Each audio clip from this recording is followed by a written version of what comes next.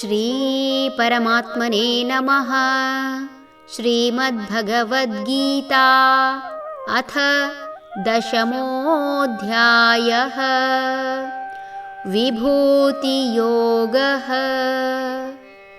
ದ್ಯೂತಂ ಛಲಯತಾಮಸ್ಮಿ ತೇಜಸ್ತೇಜಸ್ವಿನಾಮಹಂ. ಜಯೋಸ್ಮಿ ವ್ಯವಸಾಯೋಸ್ಮಿ ಸತ್ವಂ ಸತ್ವವತಾಮಹಂ. ಈ ಹಿಂದೆ ಹೇಳಿದ ಎಲ್ಲವನ್ನೂ ಒಪ್ಪಿಕೊಂಡರೂ ಪರಮಾತ್ಮ ಹೇಳಿದ ಈ ಮಾತು ಒಪ್ಪುವುದು ಅಷ್ಟು ಸುಲಭವಲ್ಲ. ಮೋಸ ಕೃತ್ಯದಲ್ಲೂ ದೇವರ ಪಾತ್ರವೇ? ಎಲ್ಲದರ ಹಿಂದಿನ ಶಕ್ತಿಯೂ ನಾನು ಎಂದ ಮೇಲೆ ಇದೂ ಕೂಡ ಆಗಿರಲೇಬೇಕು. ಜೂಜಾಡುವ ವ್ಯಕ್ತಿಗಳು ಅಜ್ಞಾನಿಗಳಂತೂ ಅಲ್ಲ.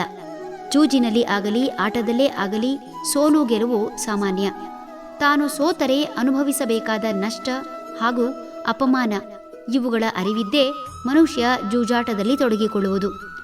ಜೂಜಿನಲ್ಲಿ ಗೆದ್ದರೆ ಒಂದೇ ದಿನದಲ್ಲಿ ರಾಜನಾಗಬಹುದೆಂಬ ಅಥವಾ ತನ್ನ ರಾಜ್ಯ ವಿಸ್ತಾರವನ್ನು ಯಾವ ಹಿಂಸೆ, ಶ್ರಮ ಹಾಗೂ ಆರ್ಥಿಕ ನಷ್ಟವಿಲ್ಲದೆ ಗೆಲ್ಲಬಹುದೆಂಬ ಹುಚ್ಚು ಭ್ರಮೆಯಲ್ಲಿ ಸಾಧಕ ಬಾಧಕಗಳ ಅರಿವಿದ್ದೇ ಜೂಜಾಟಕ್ಕೆ ಇಳಿಯುವುದು. ಬದಲಾವಣೆ ಪ್ರಕೃತಿ ನಿಯಮ. ಒಬ್ಬ ಅಸಮರ್ಥ ವ್ಯಕ್ತಿಯಿಂದ ಸಮರ್ಥ ವ್ಯಕ್ತಿಯ ಕೈಗೆ ಬರಲು ಇವೆಲ್ಲ ಮಾರ್ಗಗಳು ಅಷ್ಟೆ. ಜಗತ್ತಿನಲ್ಲಿ ಮೋಸ ಹೋಗುವವರು ಇರುವವರೆಗೂ ಮೋಸ ಮಾಡುವವರು ಇದ್ದೇ ಇರುತ್ತಾರೆ. ಪರರ ಹಣ ಪಾಷಾಣ ಎಂಬುದನ್ನು ತಿಳಿದು ತನ್ನ ಶ್ರಮ ಹಾಗೂ ಸಾಮರ್ಥ್ಯದಿಂದ ಗಳಿಸಿ ಉಳಿಸಿ ಬೆಳೆಸುವ ಯಾವ ವ್ಯಕ್ತಿಯೂ ವಾಮ ಮಾರ್ಗದಿಂದ ಬರುವ ಹಣಕ್ಕೆ ಕೈಚಾಚುವುದಿಲ್ಲ. ಜೂಜಾಟದಲ್ಲಿ ತೊಡಗಿಕೊಂಡವರು ಜೂಜಾಟದಲ್ಲಿ ಲಾಭಕ್ಕಿಂತ ನಷ್ಟವೇ ಹೆಚ್ಚು ಎನ್ನುವ ಅನುಭವವಾದರೂ ಪ್ರತಿ ಬಾರಿ ಸೋತರೂ ಜೂಜಾಡುವುದನ್ನು ಬಿಡಲಾರರು. ಗೆದ್ದಲು ಹತ್ತಿದ ಮರ ಕೆಲವೇ ದಿನಗಳಲ್ಲಿ ಮಣ್ಣಾಗುವಂತೆ ಜೂಜಾಟದಲ್ಲಿ ತೊಡಗಿಕೊಂಡವ ತನ್ನ ಆಸ್ತಿ, ಅಂತಸ್ತು, ಮಾನ ಮರ್ಯಾದೆ ಎಲ್ಲ ಕಳೆದುಕೊಂಡು ಸಮಾಜದಲ್ಲಿ ಇದ್ದೂ ಇಲ್ಲದಂಥವನಾಗುತ್ತಾನೆ. ಅಂತಹ ವ್ಯಕ್ತಿಗಳ ಇಂತಹ ಸ್ಥಿತಿಗೆ ಆತನ ಲೋಭ ಮನಸ್ಥಿತಿ ಕಾರಣ ಹೊರತು ಜೂಜಲ್ಲ. ಮನುಷ್ಯನ ಇಚ್ಛೆ, ಅವಶ್ಯಕತೆ ಹಾಗೂ ಕರ್ಮಫಲಕ್ಕನುಗುಣವಾಗಿ ಪ್ರತಿಯೊಂದು ದೊರೆಯುತ್ತದೆ. ಒಬ್ಬ ವ್ಯಕ್ತಿಗೆ ಸೇರಬೇಕಾದ ವಸ್ತು ಅಥವಾ ಹಣವನ್ನು ಪಡೆಯಲು ಒಂದು ಮಾರ್ಗ ಜೂಜು ಎಂದರೂ ತಪ್ಪಲ್ಲ. ಬದಲಾವಣೆಗೆ ಕಾರಣವಾಗುವ ಒಂದು ವ್ಯವಸ್ಥೆ ತಾನು ಎನ್ನುವುದನ್ನು ಈ ಮೂಲಕ ತಿಳಿಸುತ್ತಿದ್ದಾನೆ ಭಗವಂತ. ತೇಜಸ್ವಿಗಳಲ್ಲಿರುವ ತೇಜವು ನಾನು. ಒಬ್ಬ ವ್ಯಕ್ತಿ ತೇಜಸ್ವಿಯಾಗಿ ಕಾಣಲು ಸಾಕಷ್ಟು ಪರಿಶ್ರಮ ಬೇಕು. ನಿರಂತರ ಅನುಷ್ಠಾನ, ಕೆಲಸದಲ್ಲಿ ಶ್ರದ್ಧೆ, ಪರಮ ಪ್ರೀತಿ, ಕೃತಜ್ಞತಾಭಾವ, ಕೋಪ, ಆತಂಕಗಳಿಲ್ಲದ ಸಮತ್ವದ ಮನಸ್ಸು, ಪ್ರಾಮಾಣಿಕತೆ, ಪ್ರತಿಯೊಂದು ಜೀವಿಯಲ್ಲೂ ಭಗವಂತನನ್ನು ಕಾಣುವ ಮನಸ್ಥಿತಿ ಅವನದಾಗಿರಬೇಕು. ಗುಣಗಳನ್ನು ಮೀರಿದ ವರ್ತನೆ ಅವನದಾಗಿರಬೇಕು. ನಿಶ್ಚಲವಾಗಿ ಉರಿದು ಕತ್ತಲು ನಾಶ ಮಾಡುವ ದೀಪದಂತೆ ಯಾವ ವಿಷಯಕ್ಕೂ ಮನಸ್ಸು ಜಾರದೆ ಸ್ಥಿರ ಮನಸ್ಥಿತಿಯಿಂದ ಪಾಲಿಗೆ ಬಂದಿದ್ದರಲ್ಲಿ ಜೀವನ ಸಂತೃಪ್ತಿಯಿಂದ ನಡೆಸುವಂತಿರಬೇಕು. ಚಂಚಲ ಮನಸ್ಸಿನವರನ್ನು ಯಾರೂ ನಂಬರು. ಹಾಗೆಯೇ ಚಂಚಲ ಮನಸ್ಸಿನವರೂ ಸಹ ಯಾರನ್ನೂ ಅಥವಾ ಯಾವುದನ್ನೂ ಬಲವಾಗಿ ನಂಬರು. ನಂಬಿಕೆಯೇ ಜೀವನಕ್ಕೆ ಆಧಾರ. ನಂಬಿಕೆಯನ್ನು ಕಳೆದುಕೊಂಡ ವ್ಯಕ್ತಿ ಒಂದು ಕ್ಷಣ ಕೂಡ ಬದುಕಲಾರ. ನಂಬಿಕೆ ಇಲ್ಲದ ವ್ಯಕ್ತಿಗಳಲ್ಲಿ ಹುಟ್ಟುವ ಭಯದ ಕಂಪನ ಜೀವ ಕಣಗಳನ್ನು ನಾಶಗೊಳಿಸುವ ಕಾರಣ ಮನುಷ್ಯ ತನ್ನ ಶಕ್ತಿ ಹಾಗೂ ಸೌಂದರ್ಯ ಎರಡನ್ನೂ ಕಳೆದುಕೊಳ್ಳುತ್ತಾನೆ. ನಂಬಿಕೆ ಹೆಚ್ಚು ಹೆಚ್ಚು ಉತ್ತಮ ಗುಣಮಟ್ಟದ ಕಾರ್ಯಗಳನ್ನು ಮಾಡಲು ಉತ್ತೇಜಿಸಿ ಜೀವಿಗೆ ಸಂತೃಪ್ತಿ ಒದಗಿಸುತ್ತದೆ. ಯಾವ ವ್ಯಕ್ತಿಗಳು ಭಗವದರ್ಪಣ ಭಾವದಿಂದ ತಮ್ಮ ಪ್ರತಿಯೊಂದು ಕ್ರಿಯೆಯನ್ನು ಮಾಡುತ್ತಾರೋ ಅಂತಹವರ ಮನಸ್ಸು ಭಗವಂತನೆಂಬ ಶಕ್ತಿಯ ಸರೋವರದಲ್ಲಿ ಏಕವಾಗಿರುವ ಕಾರಣ ಯಾವುದೇ ಭಾವೋದ್ವೇಗಕ್ಕೆ ಒಳಗಾಗದೆ ದೇಹದ ಅಂಗಾಂಗಗಳ ಮೇಲೆ ಒತ್ತಡ ಬೀಳದೆ ಜೀವಕೋಶಗಳು ಸರಿಯಾಗಿ ಕಾರ್ಯನಿರ್ವಹಿಸುವ ಸಾಮರ್ಥ್ಯದಿಂದ ದೇಹದಲ್ಲಿ ಕಾಂತಿ ಹೆಚ್ಚುತ್ತದೆ.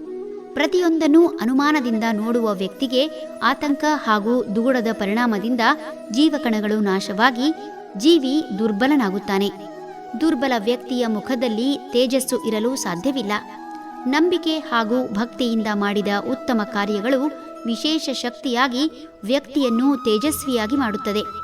ಈ ವಿಶೇಷ ಶಕ್ತಿ ಅಥವಾ ತೇಜವೇ ವ್ಯಕ್ತಿಯ ತೇಜಸ್ಸಿಗೆ ಕಾರಣ ಎಂಬುದರ ಮೂಲಕ ನಾನು ನನ್ನದು ಎಂಬ ಅಹಂಕಾರ ಪಡುವವರಿಗೆ ಬುದ್ಧಿಮಾತು ಹೇಳುತ್ತಿದ್ದಾನೆ. ಜಯಗೊಳಿಸುವವರಲ್ಲಿ ವಿಜಯ ಮತ್ತು ಪ್ರಯತ್ನ ನಾನು. ಯಾವುದೇ ಜೀವಿ ಈ ಪ್ರಪಂಚಕ್ಕೆ ಬರುವುದು ಒಂದು ಉದ್ದೇಶಕ್ಕಾಗಿ. ಆ ಉದ್ದೇಶ ಈಡೇರಿಸಲು ಬೇಕಾದ ಬಲ ಹಾಗೂ ದೇಹದ ರಚನೆ ಬಹಳ ಮುಖ್ಯವಾಗುತ್ತದೆ. ಈ ಭೂಮಿಗೆ ಬಂದ ಮೇಲೆ ಶರೀರದ ರಚನೆಯನ್ನಾಗಲಿ ಅಥವಾ ಆಕಾರವನ್ನಾಗಲಿ ಬದಲಾಯಿಸಲು ಸಾಧ್ಯವಿಲ್ಲ. ಒಬ್ಬ ಉತ್ತಮ ಕ್ರೀಡಾಪಟು ಅಥವಾ ಸೈನಿಕರಾಗಲು ದೈಹಿಕ ಸಾಮರ್ಥ್ಯ ಇಲ್ಲದಿದ್ದರೆ ಅಸಾಧ್ಯ. ದೇಹದ ರಚನೆಯ ಜೊತೆಯಲ್ಲಿ ಗುಣವೂ ಕೂಡ ಮುಖ್ಯವಾಗುತ್ತದೆ. ಹುಟ್ಟುಗುಣ ಸುಟ್ಟರೂ ಹೋಗಲ್ಲ ಎಂಬಂತೆ ಒಬ್ಬ ವ್ಯಕ್ತಿ ತಾನು ನಿರ್ವಹಿಸಲು ಬಂದಂಥ ಕೆಲಸಕ್ಕೆ ಗುಣವೂ ಬಹಳ ಮುಖ್ಯ. ರಾಜಸ ಗುಣ ಇಲ್ಲದ ವ್ಯಕ್ತಿ ರಾಜನಾಗಲಾರ. ಯಾವುದೇ ವ್ಯಕ್ತಿ ಸಾಹಸ ಪ್ರವೃತ್ತಿ ತೋರಿಸುವುದಕ್ಕೆ ಮೊದಲು ಬೇಕಾಗಿರುವುದು ತಾಕತ್ತು ಅಥವಾ ಶಕ್ತಿ. ಸುದೀರ್ಘ ಅಭ್ಯಾಸದ ಮೂಲಕ ದೇಹದಲ್ಲಿ ಶಕ್ತಿ ಹೆಚ್ಚಾಗುವುದು ಸಹಜ. ಆದರೆ ಸುದೀರ್ಘ ಅಭ್ಯಾಸ ಮಾಡುವ ಮನಸ್ಸು ಮತ್ತು ಶಕ್ತಿ ಹಾಗೂ ಹೆಚ್ಚಾದ ಶಕ್ತಿಯನ್ನು ತಡೆಯುವ ದೈಹಿಕ ಸಾಮರ್ಥ್ಯ ಇಲ್ಲದಿದ್ದರೆ ಹೆಚ್ಚಿನ ದೈಹಿಕ ಶಕ್ತಿಗಾಗಿ ಪ್ರಯತ್ನ ಮಾಡಲು ಸಾಧ್ಯವಿಲ್ಲ. ಸಕ್ಕರೆಯಿಂದಲೇ ದೇಹದಲ್ಲಿ ಶಕ್ತಿ. ಆದರೆ ಹೆಚ್ಚಿನವರಿಗೆ ಸಕ್ಕರೆ ಅಂಶ ಹೆಚ್ಚಾದರೆ ಸಹಿಸಲು ಸಾಧ್ಯವಿಲ್ಲ. ವ್ಯಕ್ತಿ ಕದನಕ್ಕೆ ಇಳಿಯುವ ಮುನ್ನ ಪ್ರಯತ್ನಿಸುವ ಮನಸ್ಥಿತಿ ಬರಲು ಆತನಲ್ಲಿ ಇರುವ ಸಾಮರ್ಥ್ಯ ಆತನ ಅರಿವಿಗೆ ಬರಬೇಕು. ಕೆಲವರು ಶಕ್ತಿ ಸಾಮರ್ಥ್ಯ ಇದ್ದರೂ ಪ್ರಯತ್ನ ಮಾಡಲು ಹಿಂಜರಿಯುತ್ತಾರೆ. ಭಗವಂತನ ಪ್ರೇರಣೆ ಇಲ್ಲದೆ ವ್ಯಕ್ತಿಯ ಮನಸ್ಸಿನಲ್ಲಿ ಪ್ರಯತ್ನ ಮಾಡಲು ಮನಸ್ಸು ಬಾರದು. ಕೆಲವು ಸಂದರ್ಭಗಳಲ್ಲಿ ಸಾಮರ್ಥ್ಯದ ಬಗ್ಗೆ ಚಿಂತೆ ಮಾಡದೆ ಎದುರಾಳಿಯನ್ನು ಎದುರಿಸಲೇಬೇಕಾಗುವ ಪರಿಸ್ಥಿತಿ ಕೂಡ ಬರಬಹುದು. ಅಂತಹ ಸಮಯದಲ್ಲಿ ಆಶ್ಚರ್ಯಕರ ರೀತಿಯಲ್ಲಿ ಜಯ ಲಭಿಸುತ್ತದೆ. ಪ್ರಯತ್ನ ಮಾಡುವುದಕ್ಕಾಗಲಿ ಅಥವಾ ಗೆಲುವಿಗಾಗಲಿ ಕಾರಣನು ತಾನು ಎನ್ನುವುದರ ಮೂಲಕ ಎಲ್ಲದರ ಹಿಂದಿರುವ ಶಕ್ತಿ ತಾನು ಎನ್ನುತ್ತಿದ್ದಾನೆ ಭಗವಂತ. ಸಾತ್ವಿಕರಲ್ಲಿರುವ ಸತ್ವಗುಣ ನಾನು. ಸತ್ಯ, ದಯೆ, ಕರುಣೆ, ಪ್ರೀತಿ ಇರುವ ವ್ಯಕ್ತಿಯನ್ನು ಸಾತ್ವಿಕ ವ್ಯಕ್ತಿ ಎನ್ನಬಹುದು. ಸತ್ವಗುಣ ಇದ್ದಾಗ ಮಾತ್ರ ಸಾತ್ವಿಕ ಭಾವನೆ ಬರಲು ಸಾಧ್ಯ. ಮಾನವ ಸದಾ ಸಾತ್ವಿಕನಾಗಿ ಪರಸ್ಪರ ಸಹಾಯ ಮಾಡಿಕೊಳ್ಳುತ್ತಾ ಸಮಾಜದಲ್ಲಿ ಒಂದಾದರೆ ಈ ಭೂಮಿಯೇ ಸ್ವರ್ಗವಾಗುವುದರಲ್ಲಿ ಎರಡು ಮಾತಿಲ್ಲ. ಆದರೆ ಆಗ ಬಹಳಷ್ಟು ಜನರಿಗೆ ಬದುಕು ನೀರಸ ಎನ್ನಿಸಬಹುದು. ಆಧುನಿಕ ಯುಗದಲ್ಲಿ ಪೈಪೋಟಿಯೇ ಜೀವನ ಎಂಬುದನ್ನು ಬಿಂಬಿಸಲಾಗಿದೆ. ಮನುಷ್ಯ ಪ್ರತಿಯೊಂದನ್ನು ಹೋರಾಟ ಮಾಡಿ ಪಡೆಯಬೇಕೆಂಬ ಮನಸ್ಥಿತಿ ಇರುವುದು ಸಹಜ. ಬದುಕಿಗೆ ಹಿಂಸೆ ಬೇಡವಾದರೂ ಮನರಂಜನೆಯ ರೂಪದಲ್ಲಿ ಹಿಂಸೆಯನ್ನು ಪ್ರಚೋದಿಸುವುದನ್ನು ಕಾಣಬಹುದು. ಇಂದು ಅದೆಷ್ಟೋ ಆಟಗಳಲ್ಲಿಯ ಹಿಂಸೆ, ಲೋಭ, ಮತ್ಸರಗಳನ್ನು ಕಾಣಬಹುದು. ಸಾತ್ವಿಕ ಜೀವನ ಅಷ್ಟು ಸುಲಭವಲ್ಲ. ಕಾಯ, ವಾಚ, ಮನಸ ಶುದ್ಧವಾಗಿದ್ದರೆ ಮಾತ್ರ ಸಾತ್ವಿಕ ಬದುಕು ಸಾಗಿಸಲು ಸಾಧ್ಯ. ಮೈಂಡ್ ಕ್ರಿಯೇಟ್ಸ್ ದ ಮ್ಯಾಟರ್ ಎಂಬ ಇಂಗ್ಲಿಷ್ ಉಕ್ತಿಯಂತೆ ಮನಸ್ಸೇ ಸೃಷ್ಟಿಗೆ ಕಾರಣ. ಕೆಟ್ಟ ಕೆಲಸ ಮಾಡಲು ದೇಹ ಸಾಮರ್ಥ್ಯ ಇಲ್ಲದಿದ್ದರೂ ಮನಸ್ಸಿನಲ್ಲಿ ಕೆಟ್ಟ ಯೋಚನೆ ಮಾಡಿದರೂ ಸಹ ಆತ ಸಾತ್ವಿಕ ವ್ಯಕ್ತಿಯಾಗಲಾರ.